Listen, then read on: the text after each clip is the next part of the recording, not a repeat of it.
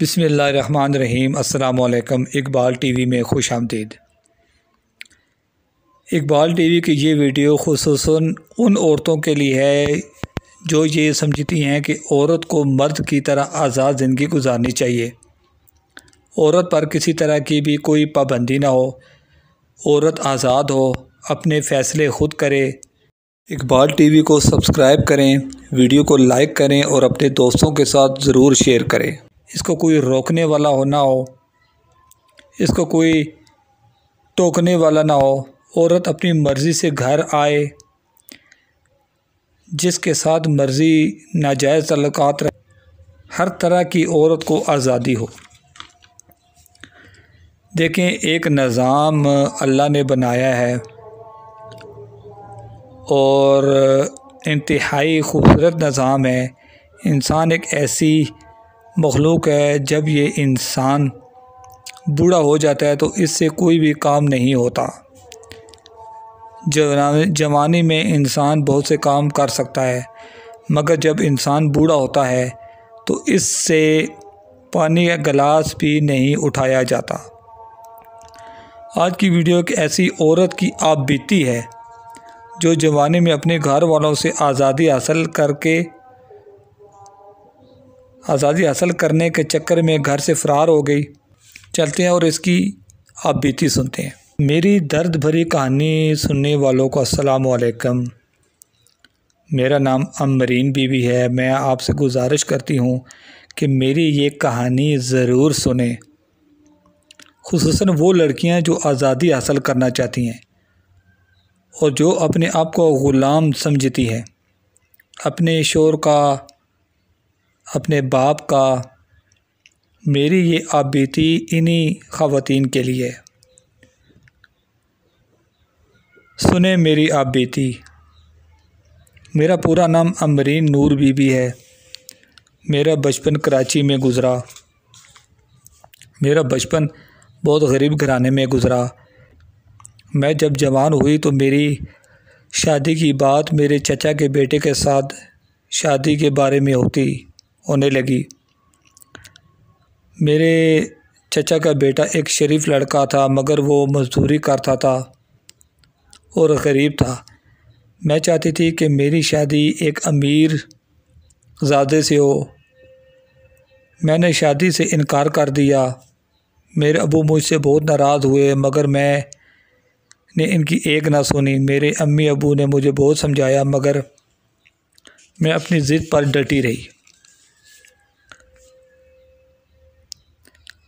मेरी 2 बहनें हैं, हमारा भाई कोई नहीं। एक बहन मुझसे बड़ी थी और एक मुझसे छोटी। मेरी बड़ी बहन की शादी हो गई और वो अपने मियाँ के साथ हैदराबाद चली गई। मैं आज़ाद ज़िंदगी गुजारना चाहती थी। मेरी सोच माशरे की दीगर औरतों जैसी नहीं थी। मैं मर्दों को बहुत बुरा समझती थी। मेरी ये सोच थी कि शादी के बाद खामद इज़्ज़त का निगहबान क्यों होता है? क्यों औरत मर्द की इजाज़त के बग़ैर कहीं आ जा नहीं सकती? किस्सा मुख्तसर कि मैंने अपने घर से भागने का मंसूबा बनाया और एक रात जब घर वाले सो रहे थे तो मैं घर से भागकर रेलवे स्टेशन गई। मेरे साथ मेरी पड़ोसन भी थी, जिसने मुझे ये तरीका बताया था। मैं कराची से लाहौर आ गई। यहाँ मुझे परेशानी का सामना करना पड़ा, क्योंकि यहाँ जान पहचान तो थी नहीं। बहुत मुश्किल से मुझे एक क्वार्टर में जगह मिली। इस क्वार्टर का मालिक एक बहुत बड़ा गुंडा था। मेरी इज़्ज़त यहाँ महफूज नहीं थी। मैंने इस क्वार्टर से भागने का फ़ैसला कर लिया और एक और मकान में जाकर रहने लगी। मैंने एक करीबी फैक्ट्री में मुलाजमत शुरू कर दी। फैक्ट्री एक घर के अंदर थी। एक दिन सुपरवाइज़र ने मेरी इज़्ज़त पर हाथ डालने की कोशिश की तो मैंने इसके मुंह पर ज़ोरदार थप्पड़ दे मारा। उसने मालिक के साथ मिलकर मुझ पर चोरी का इल्ज़ाम लगाया और थानेदार को भारी रिश्वत देकर मुझे जेल भेज दिया। वहाँ मैं 2 साल रही। जेल का सुपरिटेंडेंट एक बहुत बड़ा शराबिया था। वो हर रोज़ जेल से वो चंद खूबसूरत लड़कियों और ख़वातीन को रात के अंधेरे में मिनिस्टर हजरात के घरों में ले जाता। वहाँ इन लड़कियों की इज़्ज़त की नीलामी होती। मुझे भी ले जाया गया। मजबूरन मुझे भी वही करना पड़ा जो मिनिस्टर कहता था।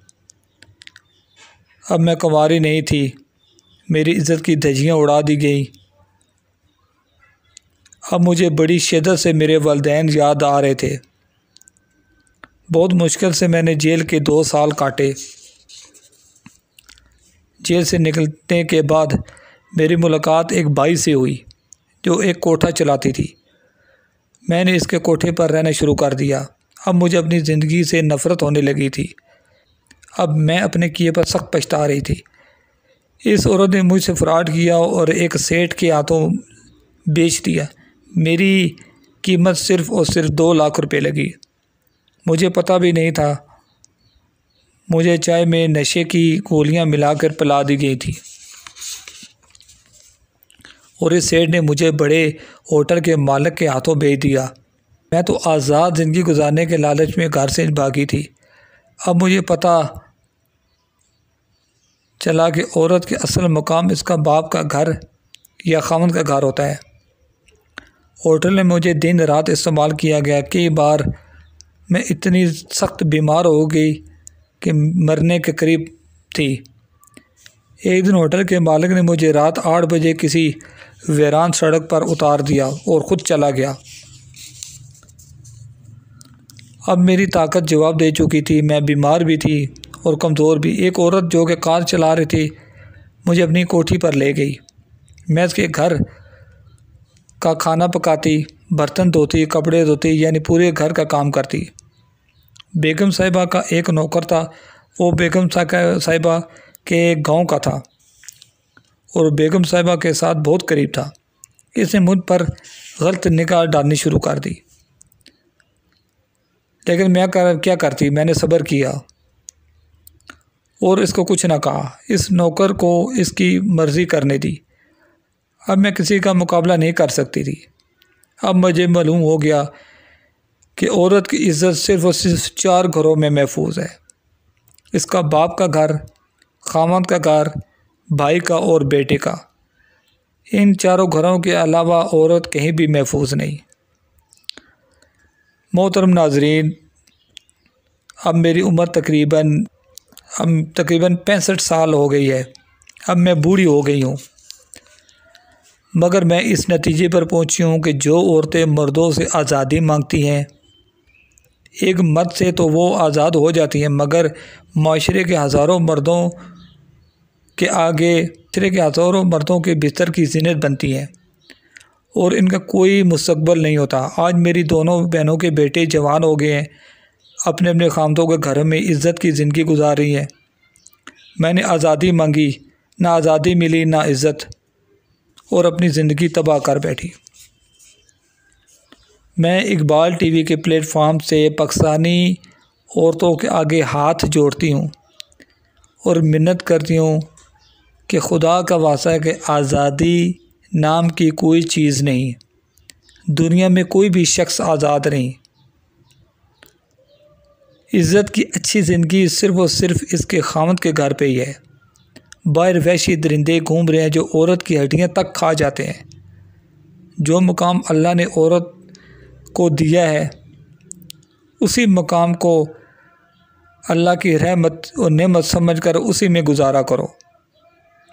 ये जो औरतें आप देखते हैं सड़कों पर आज़ादी मांग रही हैं, ये सारी औरतें असल में किराए की होती हैं। इनको पैसे मिलते हैं, वरना जिस तरह की मैंने ज़िंदगी गुजारी, अल्लाह ताला किसी दुश्मन की बेटी को भी ऐसी ज़िंदगी ना दे।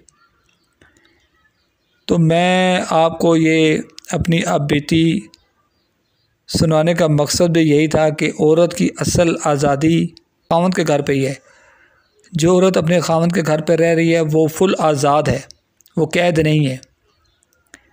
ये थी मेरी अब बीती। मुझे उम्मीद है पाकिस्तानी ख़वातीन आज़ादी मार्च में दोबारा शिरकत नहीं करेंगी। इकबाल टीवी को सब्सक्राइब करें, वीडियो को लाइक करें और अपने दोस्तों के साथ ज़रूर शेयर करें।